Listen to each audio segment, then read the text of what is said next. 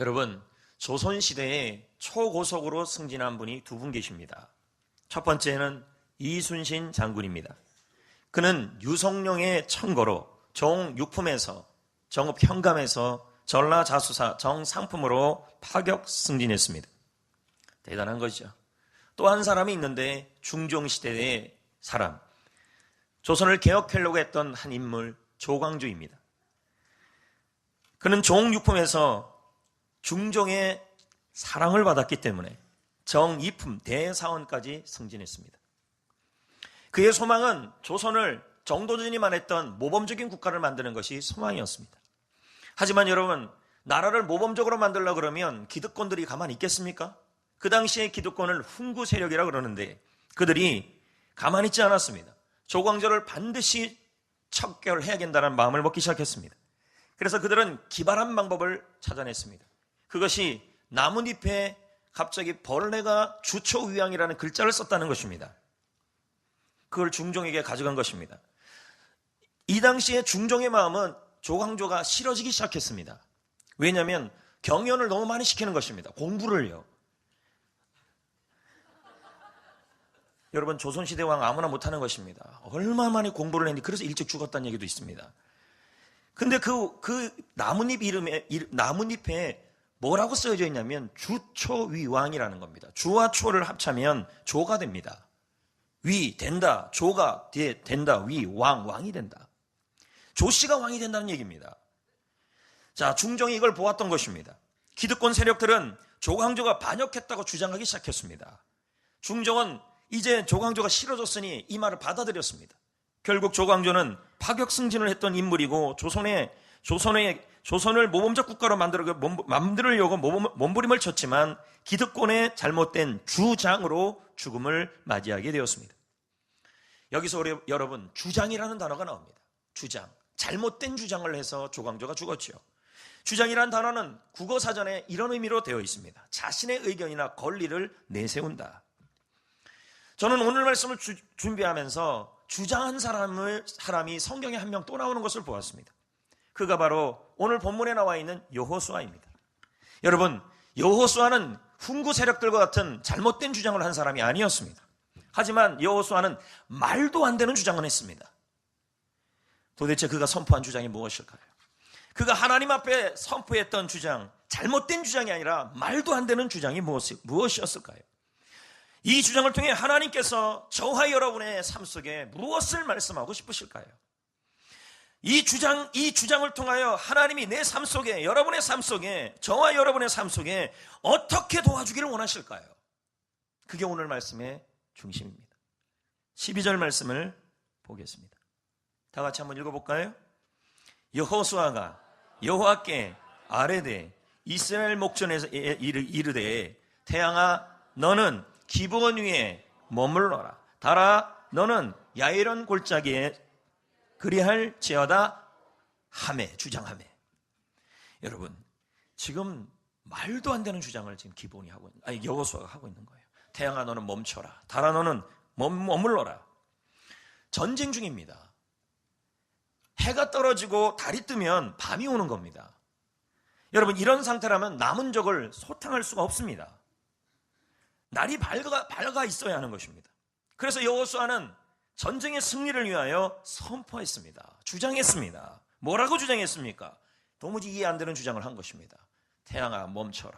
사람 말을 듣고 태양이 멈추겠습니까? 달아 멈춰라. 이건 미친 사람이 아니겠습니까? 그런데 12절에 한번 보면요, 여호수아가 여호와께 아뢰었다고 이렇게 표현되어 있습니다. 현대인의 성경은 이 말씀을 기도했다, 외쳤다, 주장했다, 이런 뜻이 되는 것입니다. 여호수아는 엄청난 주장을 하고 있는 것입니다. 이 담력이 어디서 나오냐는 거예요, 여러분. 자연아 멈춰라니 담력이야. 저는 이 말씀을 묵상하다가 질문이 생겼습니다. 어떻게 인간이 이런 주장을 두려움 없이 하나님께 할 수 있을까? 여러분 같으면 할 수 있겠습니까? 어떻게 한 인간이, 사람이 이런 엄청난 주장을 당당하게 하나님 앞에 할 수 있었을까요?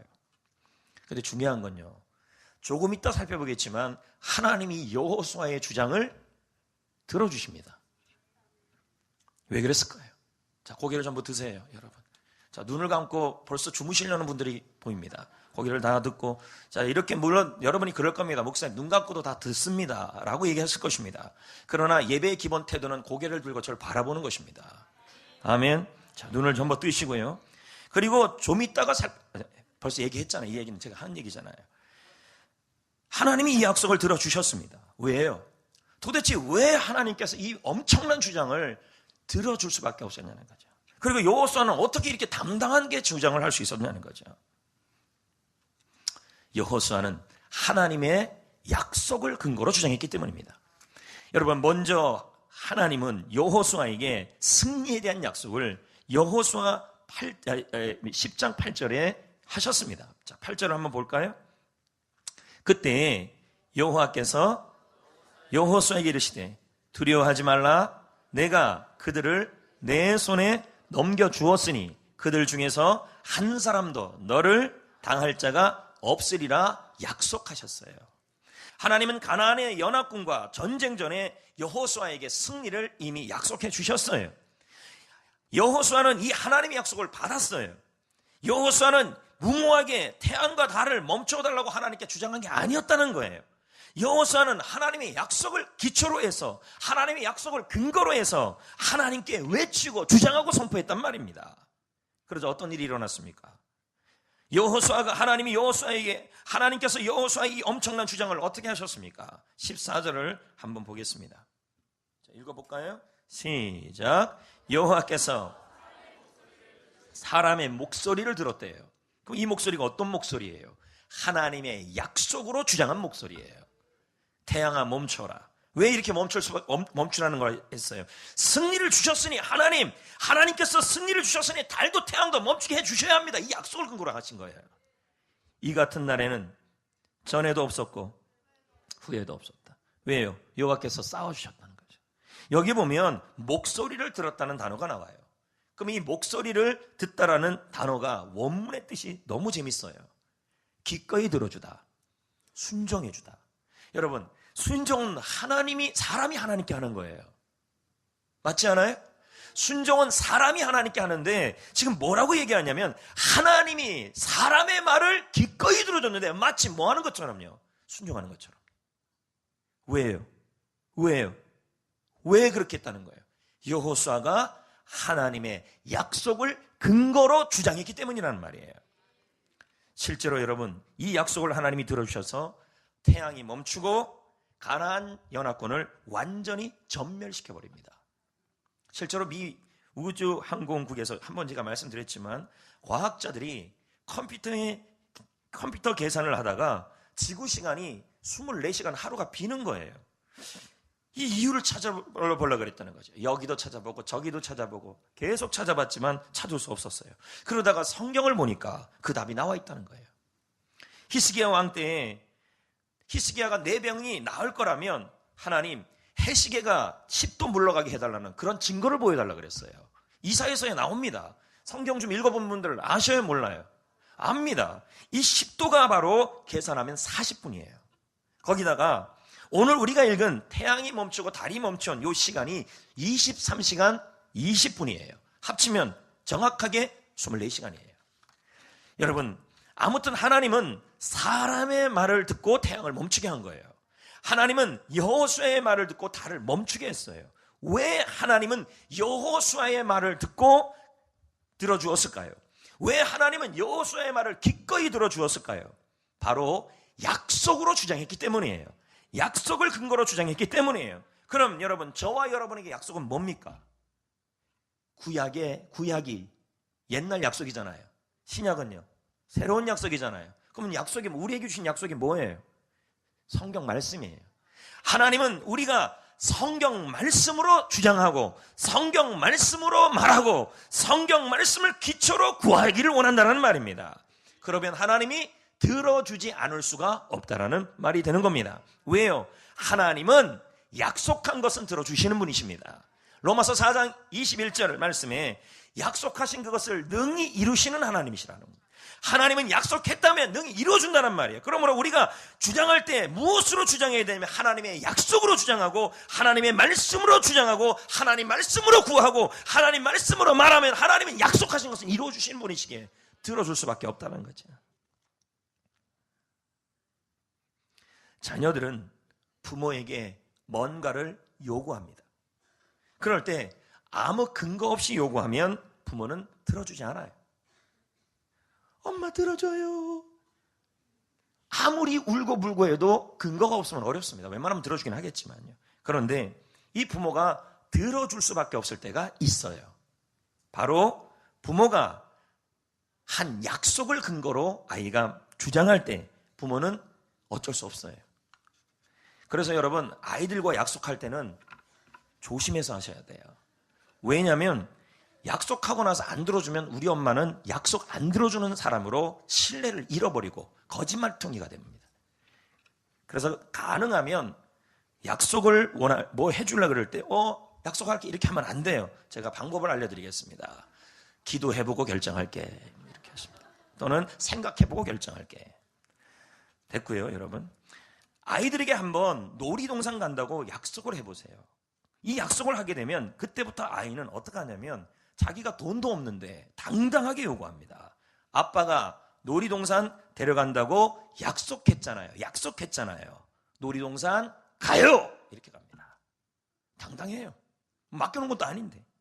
그러면서 정말 귀찮게, 예를 들면요, 차를 탈 때도 식사할 때도 약속을 근거로 이렇게 말해요. 아빠는 나를 놀이동산으로 데려가는 사람이다. 아빠는, 자, 이거 자체가 약속을 풀어 쓴 거예요. 아빠는 나를 놀이동산으로 데려가는 사람이다. 아이는 애걸복걸하지 않아요. 당당하게 아빠가 한 약속을 근거로 아빠에게 주장하는 거예요. 결국 아빠는 그 약속 때문에 놀이동산으로 데려갈 거라는 거죠. 왜요? 우리 여러분 한 40 넘어가면 이제 놀이동산 가는 거 싫습니다. 믿으시면 아멘. 걷는 것도 싫고 다 싫어요. 근데 어쩔 수 없이 끌려다닐 수밖에 없는 시대가 오잖아요. 그때가 언제? 약속했을 때예요. 왜입니까? 아이가 약속을 기초로 하고 약속으로 말하고 약속으로 주장했기 때문이에요. 이와 같이 육신의 부모도 약속을 주장하면 들어줘요. 하나님 아버지도 마찬가지인 것입니다. 아멘. 솔직히요, 사람들은 약속을 어깁니다. 어기기도 하고요, 안 지키기도 해요. 근데 하나님은 어길 수가 없어요. 왜요? 하나님은 신실하다, 그렇게 표현되고 있어요. 신실하다는 말은 꼭 지키시는 분이시라는 얘기입니다. 아멘. 그래서 톰 브라운은 말합니다. 하나님의 말씀에 대한 고백은 효과가 있으며 그대로 이루어진다. 조엘 오스틴 목사님의 책에 보면 자기의 누나에 대한 이야기를 합니다. 이 누나에게는 걱정거리, 문제거리가 있었습니다. 걱정거리, 문제거리. 자, 우리 옆 사람 한번 보면서 조는 분들 이렇게 좀 일어나요. 이렇게 좀 해주세요. 여러분, 이 누나에게 문제가 하나 있었는데 그게 뭐냐면 6년 동안 임신을 위해 노력했는데 임신이 안 되는 거예요. 애가 안 서요. 의학적인 방법을 다 동원해도 소용이 없었어요. 그래서 마지막 카드로 꺼낸 것이 무엇이냐면 약속으로 주장하는 것이었습니다. 이것도 안 되고 저것도 안 된다면 이제는 하나님의 방법밖에 없다. 그래서 성경에서 임신에 관련된 하나님의 말씀을 다 찾았어요. 여러분도 마찬가지입니다. 혹시 이 자리에 임신 안 되는 분들이 있다면, 너무 잘 되는 것도 문제지만 안 되는 분들이 있다면 인터넷에 임신 관련된 성경 구절 치면요, 다 뜹니다. 그거를 이렇게 썼어요. 쭉 썼습니다. 그 사람이요, 그 누나가요. 그런 다음에 밑에다가 자기 이름으로 서명을 했어요. 우리 계약서 쓸 때 서명하잖아요. 서로가요. 위에는 하나님, 아래는 나 해갖고 오스틴 누나 해가지고 밑에다가 자기 서명하고 하나님 서명은 그 위에 있는 말씀이 서명이라고 한 거예요. 그리고는 서약서 맨 위에 이렇게 썼습니다. 하나님, 증거를 제시합니다. 주님 말씀에 근거하여 주장합니다. 창세기 1장 28절. 자, 임신 안 되는 분들 이 말씀이에요. 창세기 1장 28절, 생육하고 번성하라고 하나님이 약속하셨습니다. 하나님, 도와주지 않으면 제가 어떻게 번성하겠습니까? 알아서 하십시오. 두 번째, 계속 기도 그렇게 써놓은 거예요. 하나님, 시편 112편에 자녀가 땅에서 강성할 것이라고 약속하셨습니다. 하나님이 애도 안 낳게 하는데 어떻게 강성해 주십니까? 낳게 하여 주옵소서. 하나님 시편 113편에 불임한 여성이, 불임 여성이 자녀들과 행복하게 살 것이라고 약속하셨습니다. 애도 안 주는데 어떻게 이 말씀이 이루어지겠습니까? 아이 주십시오. 이렇게 기도한 거예요. 이렇게 주장한 거예요. 누나는 성경 구절로 가득한 이 계약서를, 자, 이건 하나님과의 계약서잖아요.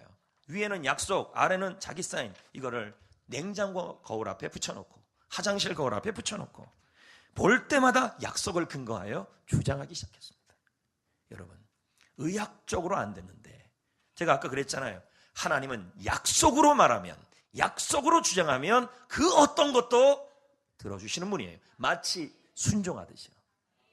하지만 이제는 하나님의 말씀으로 구하고, 하나님의 말씀으로 말하고, 하나님의 말씀으로 주장했습니다. 그는 이렇게 말하기 시작했습니다. 그리고 이렇게 구하기 시작했습니다. 네, 하나님, 제 이름을 창대하게 하신다고 약속하셨죠? 하나님께서 제가 복덩어리가 된다고 약속하셨습니다. 그러니 그 약속대로 나의 이름이 창대하게 하여 주옵소서, 이렇게 얘기합니다. 여러분, 이분이 누군지 아십니까? 이름은 얘기 안 하는데 현재 유명한, 진짜 유명한 영화 감독이 되었습니다. 그 이름대로. 남들은 다 오명의 이름이었는데 이제 그 사람이 하나님이 약속으로 주장한 이후에 그의 이름이 유명한 감독이 되어버린 거예요. 하나님이 그의 이름을 창대하게 하셨습니다. 성도 여러분, 하나님은 약속한 것은 반드시 이루어 주시는 분이십니다. 그러므로 자신의 신세를 한탄하는 말을 하지 마십시오. 자신의 상황을 원망하는 기도를 드리지 마십시오. 내가 병이 나을 수 없는 이유 되지 마십시오. 나열하지 마십시오. 의사가 그렇게 얘기했다, 물론 그렇게 얘기해도 끝까지 우리는 하나님의 약속으로 말해야 합니다. 주장해야 합니다. 내가 빚을 갚지 못할 이유를 나열하지 마십시오. 내가 승리하지 못할 이유를 나열하지 마십시오. 그렇게 하는 대신 하나님이 내가 인생 역전할 수 있는 그 근거를 내십시오. 보여주십시오. 하나님께서 약속을 기억하게 만들어 주셔야 합니다. 여러분의 신세 한탄을 기억하게 하지 마시라고요. 약속을 기억하게 하셔야 합니다. 이거 오죽하면 이사야서 62장 6절에 이렇게 말씀하잖아요. 너희 여호와로 기억하게 하시는 자들아, 하나님을 시기하지 말아라. 약속을 기억하게 하라는 뜻입니다. 나의 문제점을 기억하게 하라는 것이 아닙니다. 하나님께. 하나님, 직장 생활이 나를 부당하게, 하나님 직장 사람들이 나를 부당하게 합니다. 신세 한탄이에요. 하나님, 기름값이 올라서 차를 못 끌 것 같아요. 신세 한탄이에요. 아이들이 너무 말을 안 들어요. 더 이상 못 참겠어요. 내 병을 고칠 수 없대요. 어떻게 하면 좋아요? 다 신세 한탄이에요. 문제를 아랠 이유가 없어요. 하나님께. 하나님은 내 상황을 너무 잘 아십니다. 물론 속상한 마음을 솔직히 털어놓은 것은 좋습니다. 하지만 기도 시간이 신세 한탄으로 변질되어서는 안 됩니다. 그래봐야 마음만 무겁습니다. 정말로 상황이 변하기를 원하십니까? 전세가 역전되기를 원합니까? 병이 낫기를 원하십니까? 인생 역전하기를 원합니까? 그렇다면 불평하지 마십시오. 신세 한탄하지 마십시오. 하나님께 주장할 약속을 찾으세요. 그리고 근거로 주장하십시오. 여러분, 에스겔서 말씀해 보면요, 정확하게 나와요. 에스겔서 36장 36절 37절 맞나요? 네, 보면 이렇게 나와요.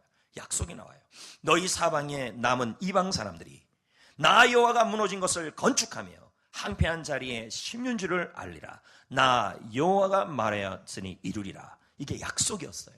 근데 이 약속을요, 받았으면 가만히 있으라 그랬어요. 이스라엘에게요? 아니라니까요. 37절에 여호와께서 또 말씀하십니다.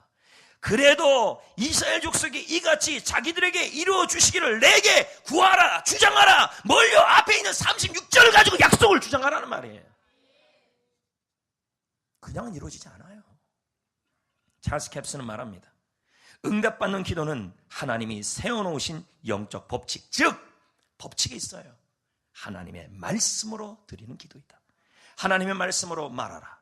그리하면 당신은 당신이 말하는 것 이상을 갖게 될 것이다. 그러면 하나님의 약속을 찾아야 되잖아요. 어떻게 해요? 목회서신에도 나오지만 세 가지로 찾아야 합니다. 첫째, 주일 설교 말씀을 통해서 내가 주장해야 될 약속을 찾아야 합니다. 여러분, 왜 주일 말씀을 졸지 말고 집중해서 끝까지 들어야 되냐면 그 말씀을 들어서 내가 한 주간 동안 주장해야 될 하나님의 약속 구절을 찾으라는 얘기예요. 졸고 가면 뭘 찾겠습니까, 여러분? 찾아야 합니다. 특히 그것도 어렵다면 주일 설교 말씀을 잡아야 합니다. 그리고 한 주간 동안 어떻게 해야 돼요? 주장하셔야 돼요. 또 한 가지는 성경을 읽거나 큐티를 통하여 내가 주장할 약속을 찾아야 합니다. 여러분 성경을 읽다 보고 큐티를 하다 보면요, 어느 구절이 나에게 막 와닿는 구절이 있어요. 그 구절을 가지고 뭐해요? 묵상하면서 주장하시라는 얘기예요. 이도 저도 힘들면 어떻게 해요? 상황에 맞는 성경 구절을 찾으셔야 돼요. 어떻게 해요? 인터넷에 들어가서 두려움에 관련된 구절을, 두려움에 관련된 성경 구절 하면요, 요즘 세상 이렇게 좋은 세상이 없어요. 옛날에는 성경 100독을 읽어야 안 보고도 어디 있는지 찾아내요. 근데 지금은 그렇게 할 필요가 없는 시대가 됐어요.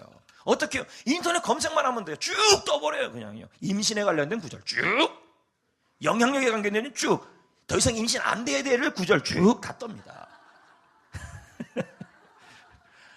할렐루야. 그것도 힘들다 그러면 너무 착하고 친절하게 목회서진에 5가지를 제가 집어넣어놨어요. 맞잖아요.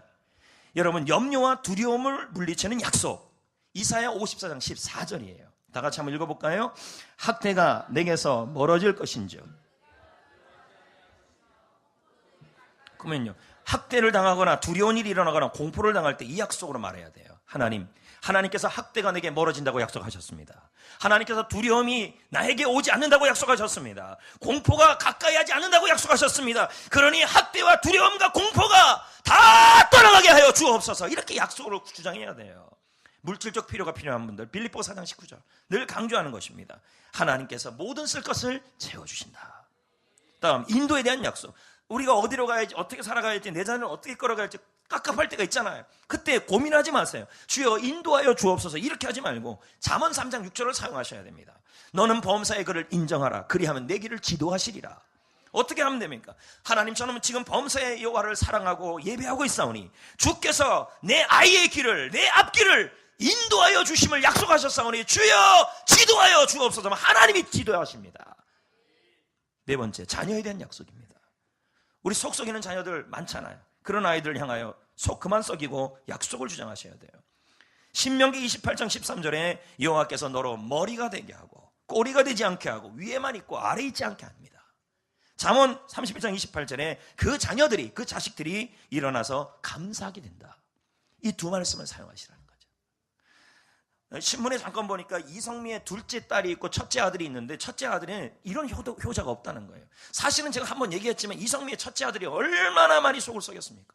텔레비전에 지금 나왔지만 이성미의 첫째 아들은 효도의 극치를 달린다고 합니다. 이런 아이 어디 있냐, 이 정도예요. 왜 그랬을까? 제가 얘기했잖아요. 처음에는 이성미 씨가 그 자녀를 향하여 욕만 했다는 거예요. 얼마나 욕을 심하게 해요. 그러나 기도를 바꿨대잖아요. 말을요. 말씀으로요. 다음요. 자신의 이름이, 그리고 나의 아이의 이름이, 우리 교회의 이름이 좋은 영향력을 끼쳐야 될 약속, 창세기 10장 2절이에요. 내 이름이 창대하게 되고 너는 복이 될 것이다. 자, 이것을 어떻게 주장하면 되냐면요, 첫 번째, 하나님께서 뭐뭐 하신다고 약속하셨습니다. 그러므로 약속을 이루어주세요. 이렇게 하시면 돼요. 맞죠? 지금 친절하게 설명을 다 했어요. 이걸 또 듣고 적지도 않고 가면 아무것도 못하는 겁니다. 하나님께서 내 이름을 창대하게 하신다고 약속하셨습니다. 그러므로 이 약속을 이루어 주세요. 이렇게 하셔야 합니다. 또 한 가지 방법은 약속하셨습니다라는 말을 빼고 하나님께서 뭐뭐 하십니다. 이렇게 하시면 돼요.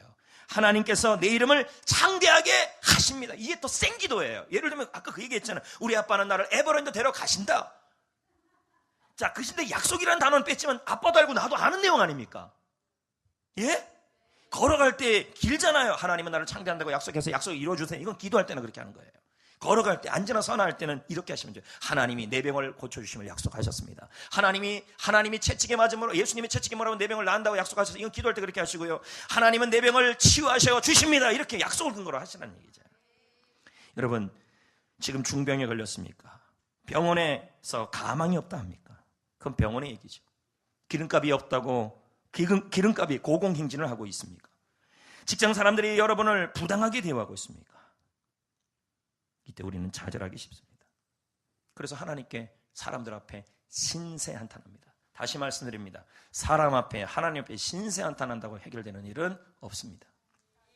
하나님 앞에 문제를 나열하지 마십시오. 약속으로 주장하십시오. 문제를 나열하는 대신 약속을 선포하십시오. 이제 저는 말씀을 맺겠습니다. 인생에는 수많은 문제거리가 있습니다.